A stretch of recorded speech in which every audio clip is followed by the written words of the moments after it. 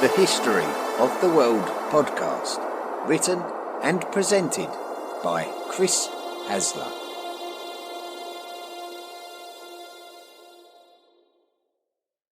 This is Volume 1, The Prehistoric World, Episode 10, The Spread of Homo sapiens, Part 1.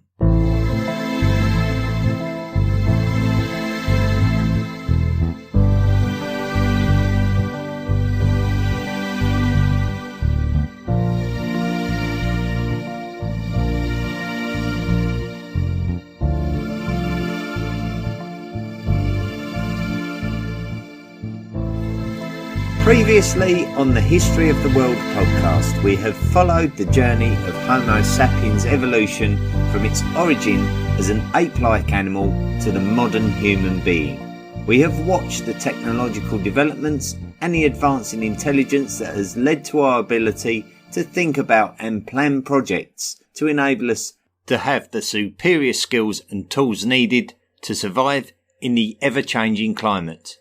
We have seen how our communication skills have become so developed that the tribal groups that we used to live in have been able to operate as one, cooperating for the good of the group and enabling us to protect and maintain the health of the elderly and injured members of our groups. We have seen our inquisitiveness leading to artistic and cultural development. Now we are on the cusp of our journey to colonise the world, armed with all of our developmental progress. In order to understand Homo sapiens expansion and our ultimate colonisation of the globe, we need to be able to plot some courses of migration according to the evidence to hand. You may remember that we tried to do this with Homo erectus way back in the 4th episode of this podcast. Originally, we discovered that the first Homo erectus remains were discovered in places very far from the base of our story in Africa, because the first discoveries made were in modern-day Indonesia and China. We had to look for evidence of the route by examining subsequent discoveries. This time, we are going to take a different approach, as there are significantly more discoveries to discuss, and we can pick and choose where we go in order to tell a more time-based story. One of the first places you could visit after leaving Africa would be the Arabian Peninsula via the Sinai Peninsula, so we can potentially plot the first course of migration if the dates and artifacts tie into the story nicely. Obviously, the benefits of a visual aid are going to be significant, so I intend to post some of my very basic looking but nonetheless attractive and informative maps onto the Facebook page and the History of the World podcast blog.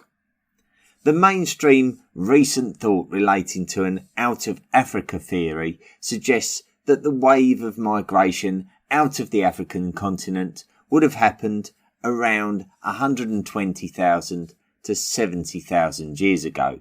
However, if we look at an archaeological site at Mount Carmel in Israel, we can establish that an upper jawbone discovered in the Mizliah cave in 2002 predates that timeline. In 2018, a date around 185,000 years ago was attributed to the jawbone, which is believed to have belonged to an anatomically modern human and would therefore be supposed to belong to Homo sapiens.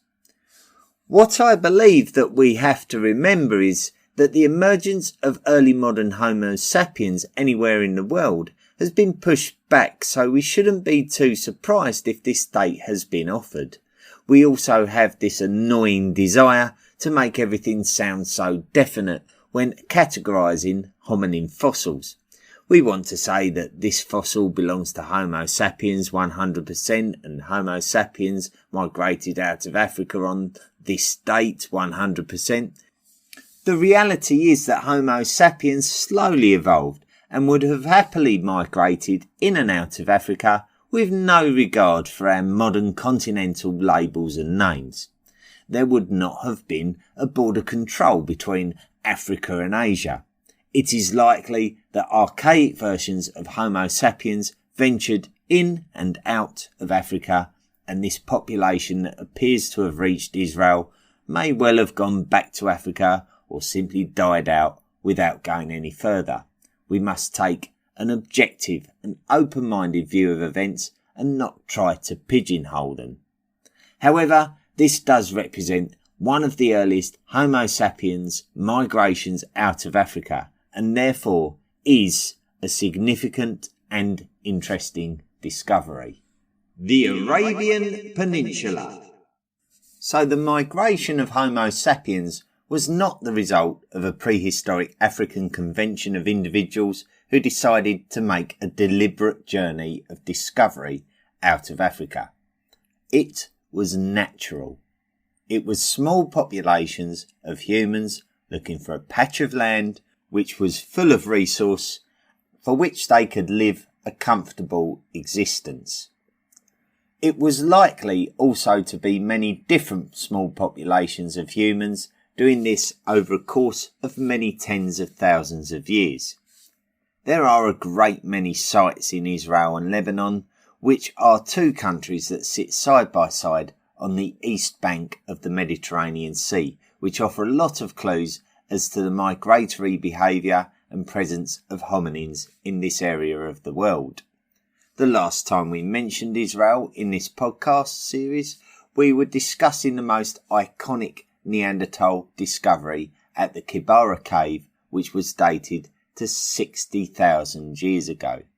This is extremely significant to the story of Homo sapiens, as Homo sapiens would have certainly been migrating through these areas. The two species would have crossed paths. This would have been a very popular area for settlement for many tens of thousands of years, and by more than one species of hominin. Mount Carmel is a coastal mountain range in northern Israel, and this seems to have been a very attractive spot for hominins. The range and its local coastline is a place where many caves can be found that are suitable for shelter and in close proximity to the sea and the fertile lands which attract many different forms of wildlife. Tabun Cave was thought to have been in use since 500,000 years ago, which would suggest that it would have been occupied by something like Homo heidelbergensis. Deliberate fire is believed to have been something going on from at least 350,000 years ago, and the remains of a 120,000-year-old female that resembles Homo neanderthalensis was also discovered there. In the nearby Kafse cave at the bottom of Mount Precipice, we can discover more facts relating to the anatomically modern humans who occupied the site maybe some 92,000 years ago. The bodies of some of the dead were clearly being deliberately and ceremonially buried. This is very clearly demonstrated with the burial of a juvenile individual who had suffered a severe injury to the head at a very young age and survived a number of years before dying. Experts believe that the juvenile could have only survived for so long with a very definite degree of community care, and the burial itself was carefully done, with the body being laid with its arms crossed across its chest and the placement of deer antlers in the grave. The other thing very notable about Kafse Cave is the evidence of ochre being used on people who were being buried. Ochre was also being used to decorate shell beads. The use of ochre was mentioned in the previous podcast by populations living at the very south of the African continent. So this kind of artistic use of naturally occurring coloured sand and clay compounds was a widespread human activity. The use of shell beads being widespread is maybe not as surprising, as we believe that older populations of humans, and maybe even Homo erectus, was decorating seashells. What this demonstrates is that the human ability for abstract thought had really advanced since Homo heidelbergensis appears to have made way for Homo neanderthalensis and Homo sapiens. The planning and execution of building effective compound tools, the use of materials for artistic purposes as opposed to practical. Then, the ceremonial style of human burial that demonstrates the human awareness of their own mortality and maybe a spiritual belief in some form of afterlife. Just as we supposed that the traditional difference between Australopithecines and humans was that the humans were expert tool makers, a lot of people cite the artistic nature of Homo sapiens as being a major difference between Homo sapiens and Neanderthals, with Neanderthals believed not to create art. Once again though, we will explore art and ritual with much more focus in a future podcast.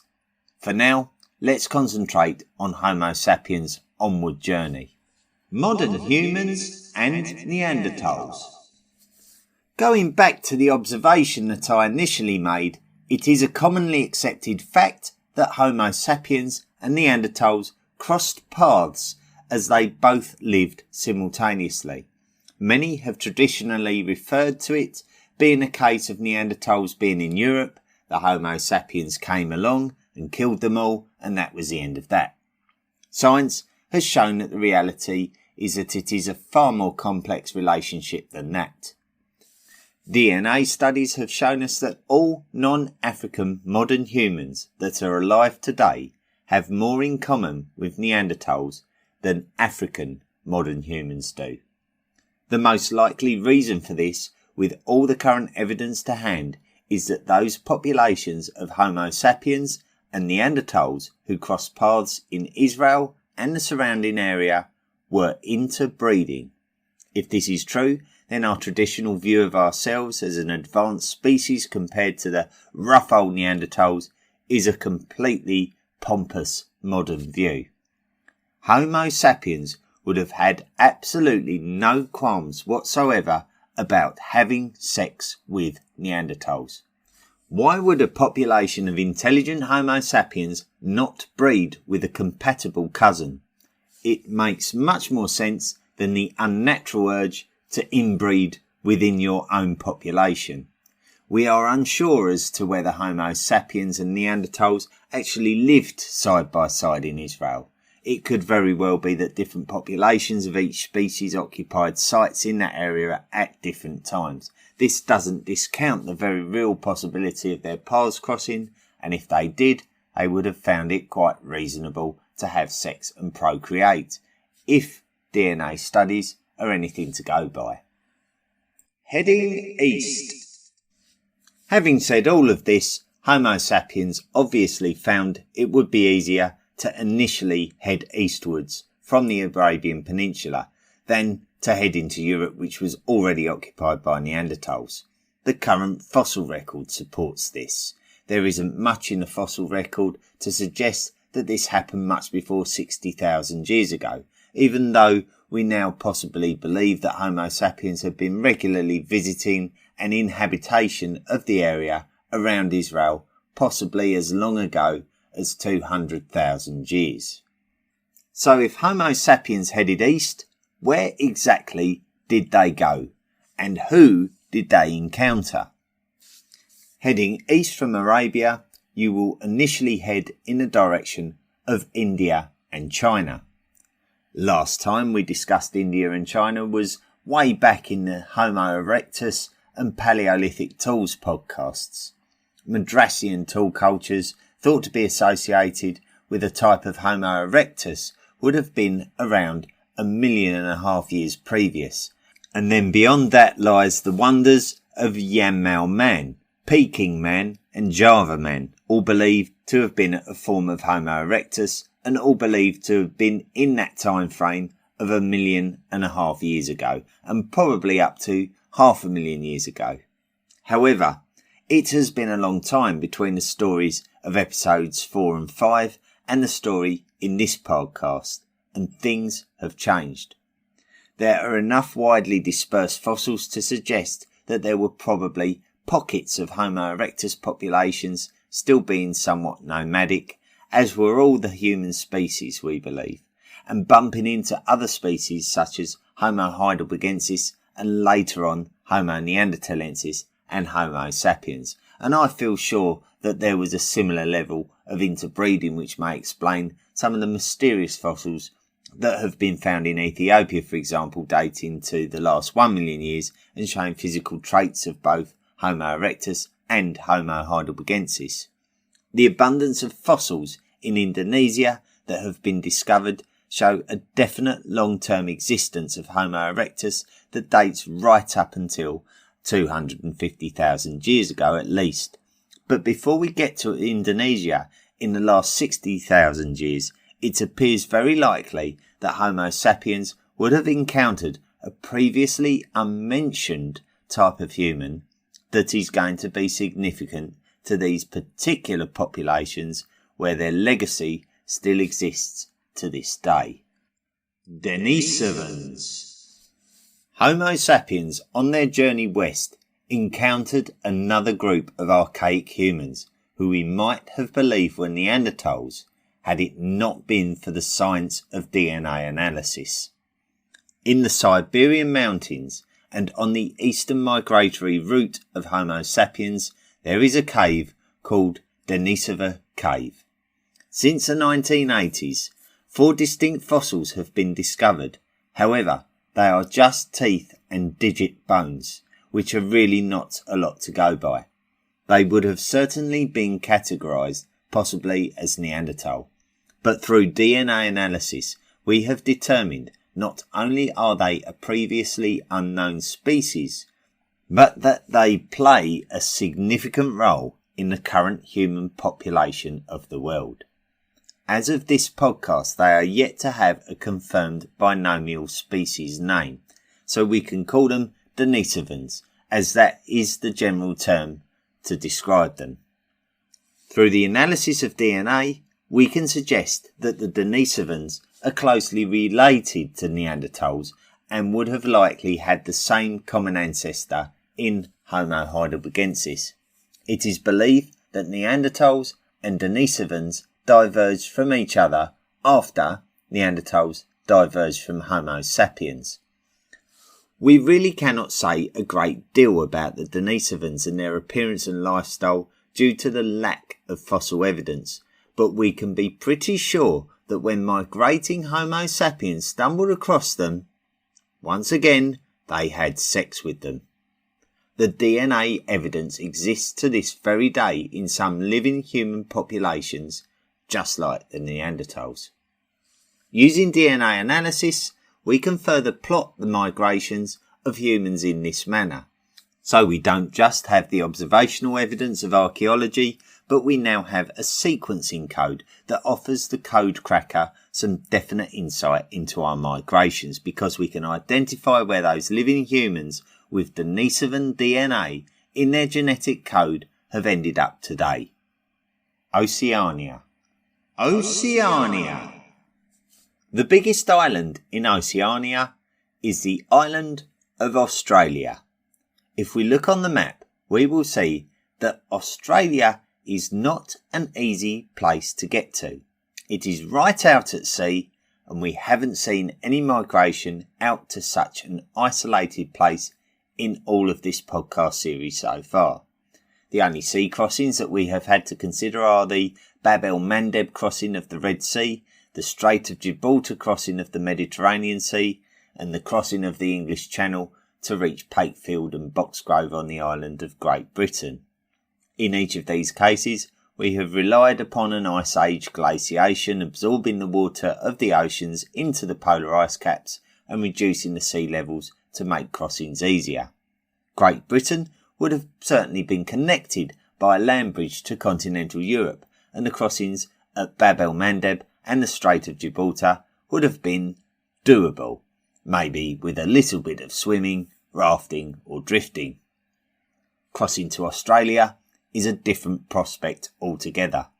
This is a vast and open expanse of water, which would have certainly required a good degree of forethought before taking the risk. We know that they made it. Mudged Baby is a rock shelter in the Northern Territory of Australia, and it contains evidence of stone tools and Paleolithic art which dates to 65,000 years ago. This is clearly evidence of human presence. So this could be the story of our migration. Anatomically, modern humans migrated eastwards from the Levant or Eastern Mediterranean sometime before 80,000 years ago. They likely reached southern China by 80,000 years ago, as is probably evident from the modern human teeth discovered in the Fuan cave. At some point along the journey, they encountered the Denisovans, cousins of the Neanderthals, and interbred with them, therefore adding Denisovan DNA to their genome. Then a population would have headed southeast towards modern Indonesia in exactly the same way that we believe Homo erectus probably did some 1.5 million years previous. It's what they did when they reached Indonesia that is interesting to speculate about. Firstly, we have to recognise that the climate was a lot colder around 65,000 years ago than it is today. Not necessarily as cold as in the last glacial maximum, but certainly cold enough to create large polar ice caps and glaciers that absorbed a lot of the water of the ocean, significantly dropping the sea levels. This would have meant that a lot of the Indonesian islands would have been joined by land bridges, forming a large landmass peninsula which we refer to as Sunda. Sunda would have consumed the islands of Sumatra, Java and Borneo, enabling humans land access to an area much nearer to Australia than you would initially believe by looking at a modern map. From Java, you can access the island of Bali with ease, but beyond that, things start getting complicated. Wallacea.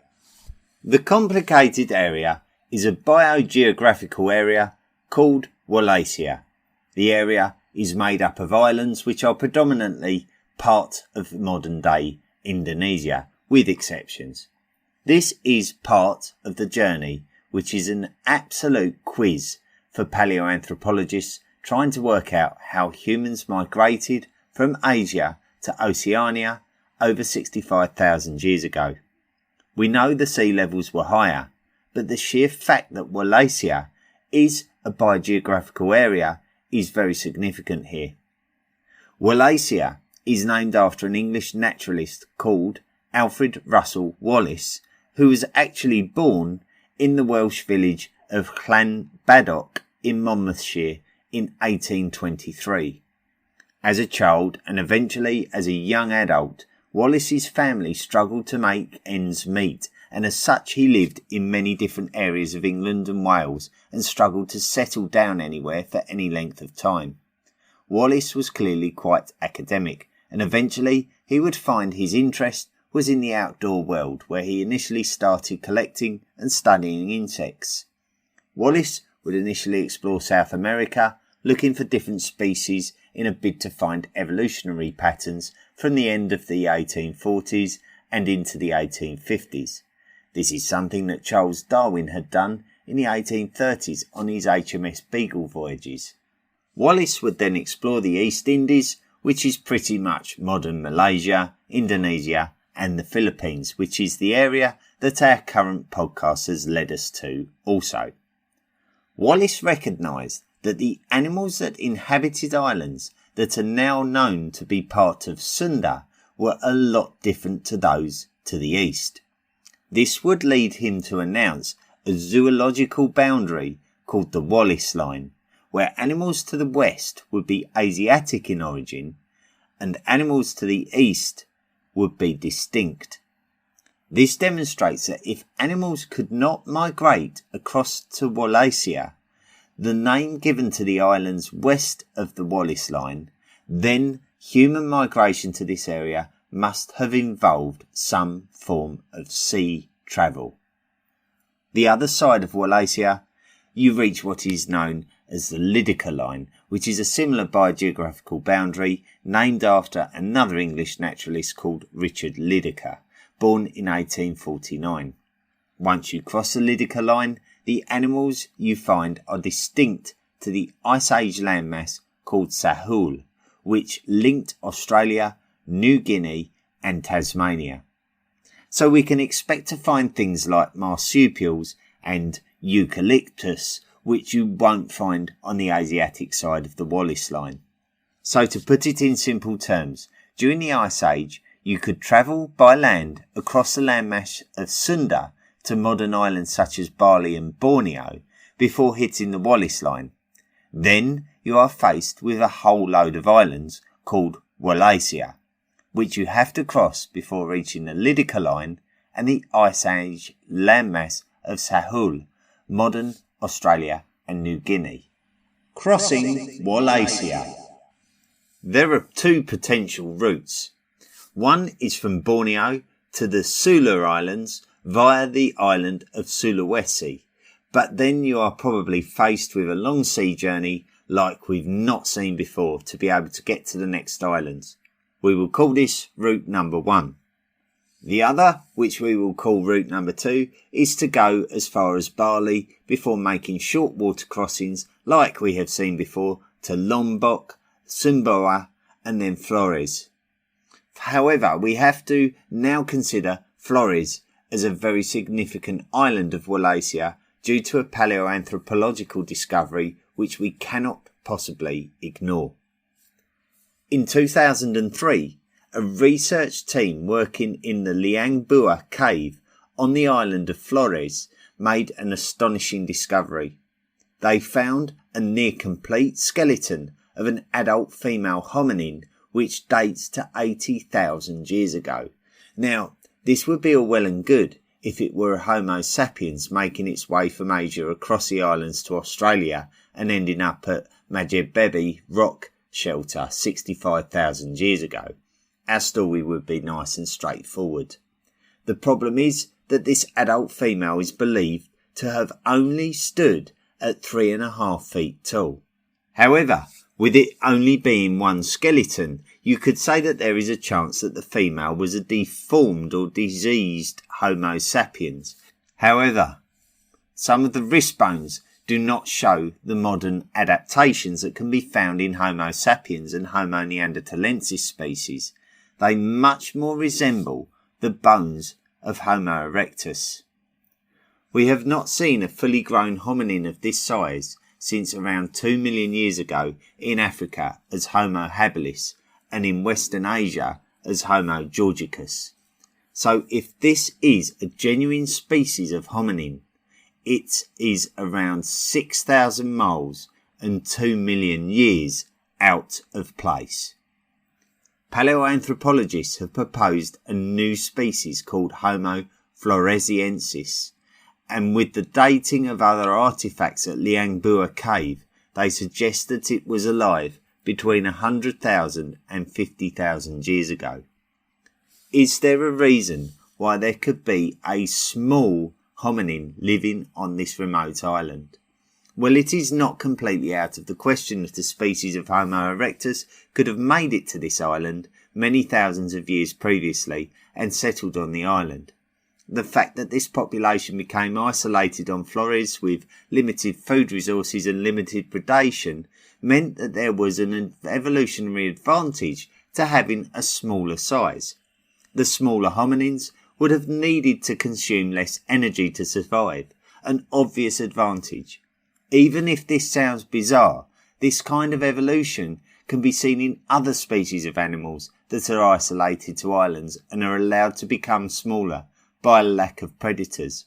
This is called island dwarfism and also exists on the island of Flores by its unique population of the now extinct stegodon elephants, which also became significantly smaller on Flores. As of yet, no one has been able to completely dismiss the possibility that this mysterious population of humans evolved into a unique human over thousands of years, completely isolated from others. Assuming that Homo floresiensis did exist on the island of Flores, this also opens up the question as to whether Homo sapiens met them. And further to that, were modern Homo sapiens in some way responsible for their disappearance? Certainly, on the face of it, Homo floresiensis, or the Hobbit, as it is more affectionately known, wouldn't have stood a chance against the larger Homo sapiens if there was a competition for resources such as food. However, there is no evidence of such a meeting or such a competition, so we will have to wait for more discoveries to be made. Reaching Australia. Time is against us, so we need to move on and try to establish exactly how Homo sapiens eventually reached Australia. Through route number 2, Homo sapiens would have left Flores and likely moved on to Timor. We reach a major question mark at Timor, where it looks as though a major sea crossing would be required. So we are a little bit stuck via route number 1 at the Sula Islands and route number 2 at Timor. To go any further than these two locations, we would have to cross the Weber line. The Weber line is yet another biogeographical line which falls between the Wallace line and the Lydekker line and represents the midpoint between Asiatic and Australasian wildlife. This time the line is named after a German zoologist called Max Wilhelm Karl Weber, born 1852. Crossing the Weber line would have taken something very significant, the likes that we have not seen before in the History of the World podcast. Swimming for that kind of distance is not likely at all, as we are probably looking at sea crossings of perhaps 40 miles or more. To be able to create a population of people once you had reached Australia, you would have had to have transported a population over in the first place to enable you to successfully procreate and colonise. There is no evidence of water vessel construction that would have taken populations over. Bamboo rafts have been speculated, but I certainly wouldn't want to make that kind of crossing on a bamboo raft and rake my chances of living to tell the story. There is so much speculation about the crossing, from raft building to tsunamis transporting people overseas, something I can't really get my head around. I have my own theory. I could be completely wrong. It's really just a case of weighing up probabilities, so here we go. I'm going to choose route number 2. Homo sapiens managed to make their way to Timor via a series of land bridges and short water crossings, which I believe they were capable of doing, as I believe that hominins successfully negotiated the Strait of Gibraltar, a similar crossing.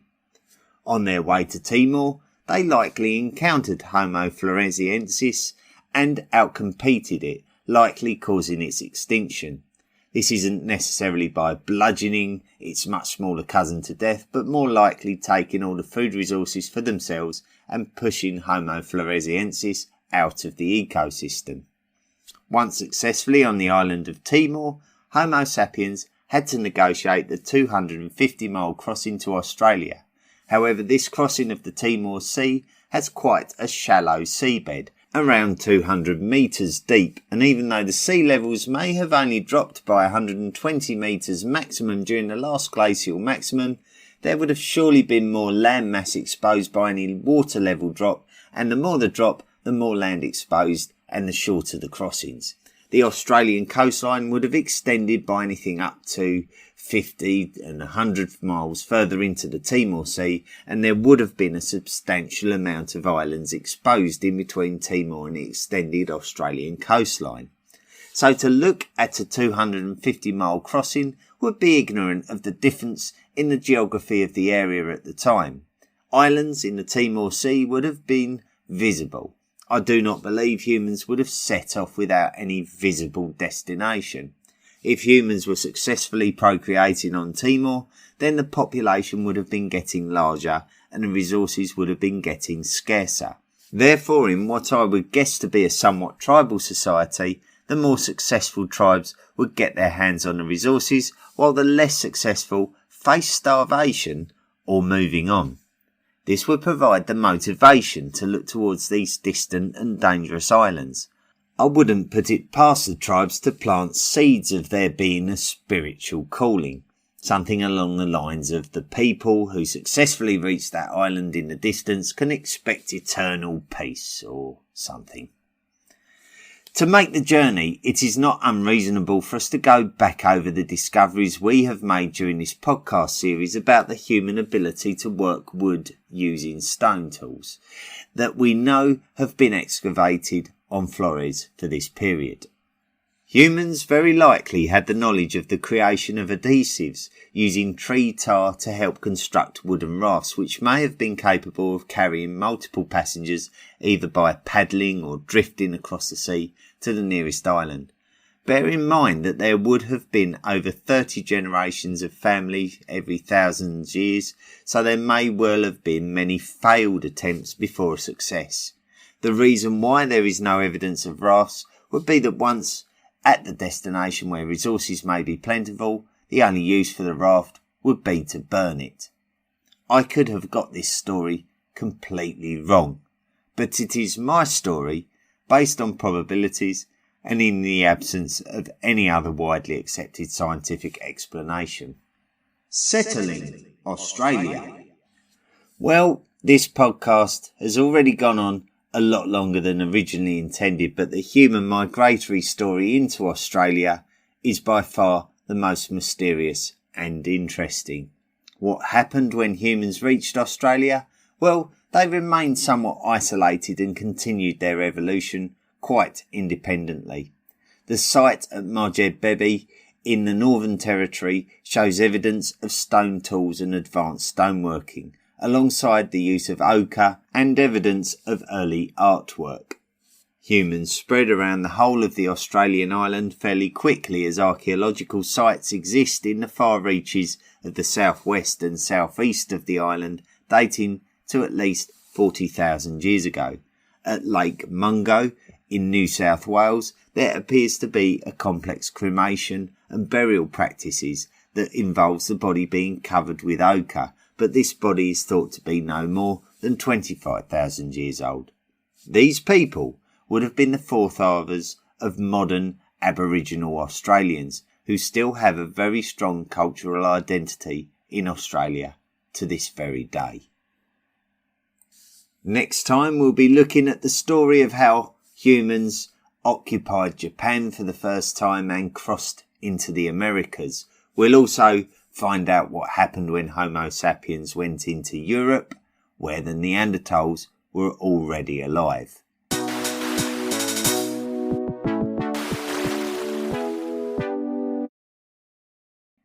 I'd like to thank you for listening to the podcast. I'd like to remind you that if you're listening to the podcast on iTunes or through Apple Podcasts, to rate and review the podcast. If you want to send me a message, that would excite me the most. If you take the time to write me a message, I'll be very appreciative. The email address is historyoftheworldpodcast@mail.com, and the Facebook group is a great place to interact. We'll carry on this story of humans settling the world this time next week. Be sure to tune in again.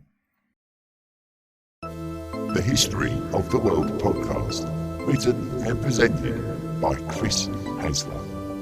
Please consider making a financial contribution by going to the historyoftheworldpodcast.com website and clicking on the Patreon link. Email the show at historyoftheworldpodcast@mail.com. And don't forget to join our social media at Facebook, Twitter, Instagram and Tumblr. See you next time.